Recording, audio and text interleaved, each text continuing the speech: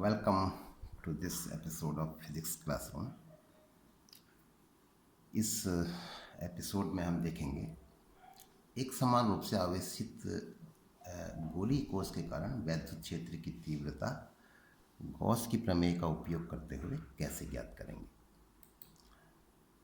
एक गोला है, गोलीय कोश यानी कि खोखला गोला, और जिसकी मोटाई बहुत कम है, तो गोलीय कोश इसको कहा गया है। आर त्रिज्या का है। इस पर प्लस क्यू आवेश एक समान रूप से वितरित है। तो पहली स्थिति का यहाँ पे हम विश्लेषण करेंगे। यदि ऐसी दूरी पर हमको वैद्युत क्षेत्र की तीव्रता ज्ञात करनी है, स्मॉल आर हमने इसके लिए संकेत दिया है, जिसका मान गोले की त्रिज्या से अधिक है, यानी कि गोले से बाहर ये बिंदु होगा। जैसे कि यहाँ पर हमने इस बिंदु को ले लिया, बिंदु P इसे हम कह देते हैं। तो ये गोले के केंद्र से r दूरी पर स्थित है। यहाँ पर हमें वैद्युत क्षेत्र की तीव्रता ज्ञात करनी है। तो गॉस की प्रमेय का उपयोग करना है। एक गॉसियन पृष्ठ की कल्पना हमको करनी होगी। तो थोड़ा सा अगर सोच समझ के हम गॉसी पृष्ठ पर विचार करें तो ये एक गोला होगा आर त्रिज्या का, स्मॉल आर त्रिज्या का। स्मॉल आर क्या है हमें पता है। इतनी ही दूरी पर स्थित एक बिंदु पर हमें वैद्युत क्षेत्र की तीव्रता ज्ञात करनी है। तो इसी त्रिज्या का एक गोला जो है वो गॉसियन पृष्ठ के रूप में होगा। तो जैसा हम देख सकते हैं, इसमें गॉसियन पृष्ठ का प्रत्येक बिंदु इस आवेशित गोलीय कोश के पृष्ठ से समान दूरी पर है। कहीं पर भी हम देखें अगर, तो गोलीय कोश जो आवेशित है उससे बराबर दूरी पर होगा। तो एक आइडिया हमें मिलता है कि एक सिमेट्रिक स्थिति है, हर बिंदु एक जैसी स्थिति में होगा, तो प्रत्येक बिंदु पर वैद्युत क्षेत्र का मान जो है वो एक जैसा होगा। अब हम क्या करते हैं, इस गॉसियन पृष्ठ पर एक लघु क्षेत्रफल अवयव ले लेते हैं। मान लेते हैं इसको dA कह दिया या डेल्टा ए। इसी बिंदु पर वैद्युत क्षेत्र की तीव्रता कैसे होगी। अब ये कई बार हम देख चुके हैं कि कहीं पर भी जो चार्ज डिस्ट्रीब्यूशन है, तो जिस पृष्ठ पर भी है उस पृष्ठ के लंबवत होता है। तो यहाँ पर भी ये पृष्ठ के लंबवत यानी कि त्रिज्यीय दिशा में होगा।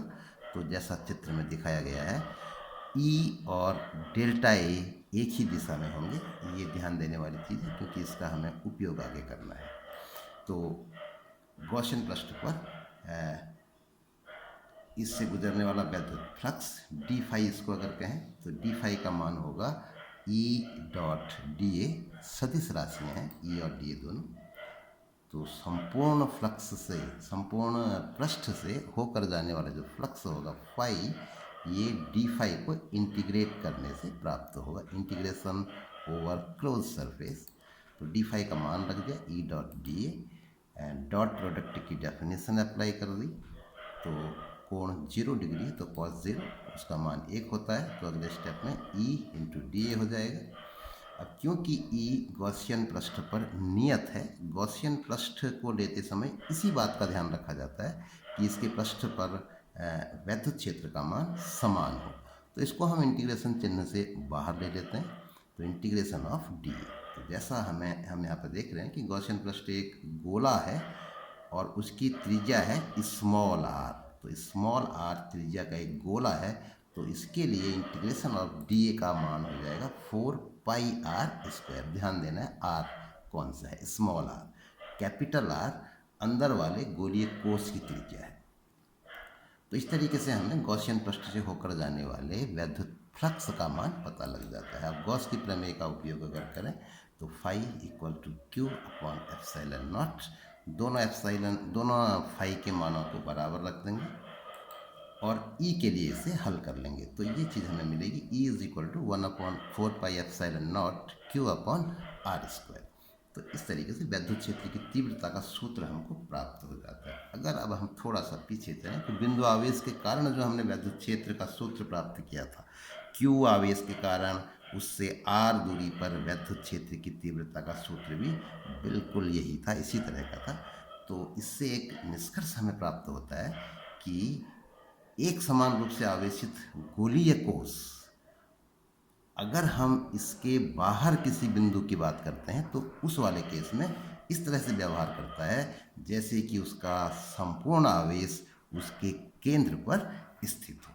तो इस तथ्य का भी कई जगहों पर उपयोग होगा। तो इस तरीके से ये सूत्र हमें प्राप्त हुआ। अब एक बात यहाँ पर और गौर करने वाली है कि अगर हम एक गोलीय आवेशित चालक, ठोस चालक, खोखले चालक की बात नहीं हो रही है, गोलीय आवेशित ठोस चालक को आवेश दें तो ये विशेषता होती है चालक की कि उसको दिया गया आवेश उसके पृष्ठ पर एक समान रूप से वितरित हो जाता है। तो इस प्रकार से वो भी एक खोखले आवेशित गोली की तरह ही व्यवहार करेगा। तो उसके लिए भी यही सूत्र जो है वो लागू होंगे। तो ये पहली स्थिति हमारी थी। अब हम इसी स्थिति का, इस सूत्र का एक विशेष स्थिति के लिए भी विश्लेषण करते हैं। अगर मान लीजिए हम बात कर रहे हैं गोले के पृष्ठ पर, ये जो आवेशित गोलीय कोश है, कैपिटल आर त्रिज्या का गोला जिस पर आवेश है, तो इसके पृष्ठ पर वैद्युत क्षेत्र का मान कितना होगा। तो पृष्ठ की अगर बात करें तो ये स्मॉल आर जो है वो इस बिंदु की बात कर रहे हैं, तो small R is equal to capital R हो जाएगा। तो देखें इसी सूत्र से हमको प्राप्त हो जाएगा, कुछ नहीं करना है, इसमें स्मॉल आर की जगह पर कैपिटल आर रख देंगे तो हमें सूत्र प्राप्त हो जाएगा E is equal to 1/4πε0 Q upon capital R का स्क्वायर। स्मॉल आर की जगह पर कैपिटल आर, केवल इतना फर्क होगा। अब इस सूत्र को हम नए रूप में व्यक्त कर सकते हैं। यदि आवेशित गोलीय कोश पर आवेश का पृष्ठ घनत्व सिग्मा हो, एकांक क्षेत्रफल में आवेश की मात्रा सिग्मा हो, तो क्योंकि गोले का संपूर्ण पृष्ठ जो है वो 4πr² होता है, तो इस तरीके से एकांक क्षेत्रफल पर अगर आवेश सिग्मा है तो 4πr² क्षेत्रफल पर आवेश की मात्रा हो जाएगी 4πr² इंटू सिग्मा। तो इस तरीके से Q का मान हो जाएगा 4πr² सिग्मा। तो Q का ये मान अगर हम इस वैद्युत क्षेत्र के सूत्र में रख दें यहाँ पे, तो जैसा हम देख रहे हैं 4π कट जाएगा और r² कट जाएगा, तो दो राशियाँ केवल बच जाएंगी, ऊपर सिग्मा बच जाएगा और नीचे एप्सिलॉन नॉट बच जाएगा। तो इस तरीके से हमें सूत्र प्राप्त हो जाएगा E is equal to sigma upon epsilon naught. तो अगर आवेश का पृष्ठ घनत्व हमको दिया हुआ है और उसके पदों में हम वैद्युत क्षेत्र की तीव्रता को व्यक्त करना चाहें तो इस तरह से कर सकते हैं, E is equal to sigma upon epsilon naught. अब बात करते हैं एक और स्थिति का। अगर ये बिंदु गोलीय कोश के भीतर हो, small R is less than capital R, यानी कि ये जो गोला था आर कैपिटल आर त्रिज्या का, उसके अंदर एक बिंदु की हम बात कर रहे हैं। ये गोला है, इसकी त्रिज्या आर है और वही प्लस क्यू आवेश इस पर एक समान रूप से वितरित है। तो एक बिंदु हम ले रहे हैं इस गोले के भीतर, जैसे यहाँ पर हमने ले लिया है, मान लो ये गोले के केंद्र से आर दूरी पर है, स्मॉल आर दूरी पर है। तो अब यहाँ पर हमारा जो गॉसियन पृष्ठ होगा वो स्मॉल आर त्रिज्या का गोला होगा। तो बाई सिमेट्री हम देख रहे हैं यहाँ पे कि इस गोले के गॉसियन पृष्ठ हम जिसको कह रहे हैं, इस गॉसियन पृष्ठ का प्रत्येक बिंदु इस आवेशित गोलीय कोश से समान दूरी पर है। अगर अंदर को देखें तो एक सामान्य कॉमन सेंस का उपयोग करके हम कह सकते हैं कि इस गॉसियन पृष्ठ के पृष्ठ पर वैद्युत क्षेत्र का मान जो है वो एक समान होगा। तो इस तरीके से ये हमारा गॉसियन पृष्ठाभ होगा। तो बाकी स्टेप्स वही हैं जो हम पहले कर चुके हैं। एक छोटा सा क्षेत्रफल अवयव लेंगे, उससे गुजरने वाले फ्लक्स का मान लिखेंगे, फिर उससे पूरे बंद पृष्ठ के लिए इंटीग्रेट कर देंगे तो हमें फाई का मान प्राप्त हो जाएगा। E is equal to phi is equal to E into 4πr², जैसे पहले हमने किया था। गॉस की प्रमेय phi equal to Q upon epsilon naught, दोनों को बराबर रख देंगे, हल कर देंगे तो वही सूत्र मिलेगा। E is equal to 1/4πε0 Q upon r²। अब ये उस वाले सूत्र से कैसे फर्क इसमें उसको हमें समझना है। ये Q जो है, Q गॉसियन पृष्ठ के भीतर आवेश की मात्रा थी। तो अगर वो बिंदु हमने इस गोले के बाहर लिया था तो गॉसियन पृष्ठ इस गोले से बड़ा गोला था तो सारा आवेश उसके अंदर था। तो उस स्थिति में Q का मान इस पूरे आवेश के बराबर था। यहाँ पर अगर हम देखें ये जो गॉसियन पृष्ठ है ये गोले के भीतर है और आवेश गोले के पृष्ठ पर वितरित है। तो इस तरीके से इस गॉसियन पृष्ठ के भीतर आवेश की मात्रा शून्य है, बिल्कुल भी आवेश नहीं है। तो ये फर्क है उस स्थिति में और इस स्थिति में। तो Q इज इक्वल टू 0 हो जाएगा यहाँ पे।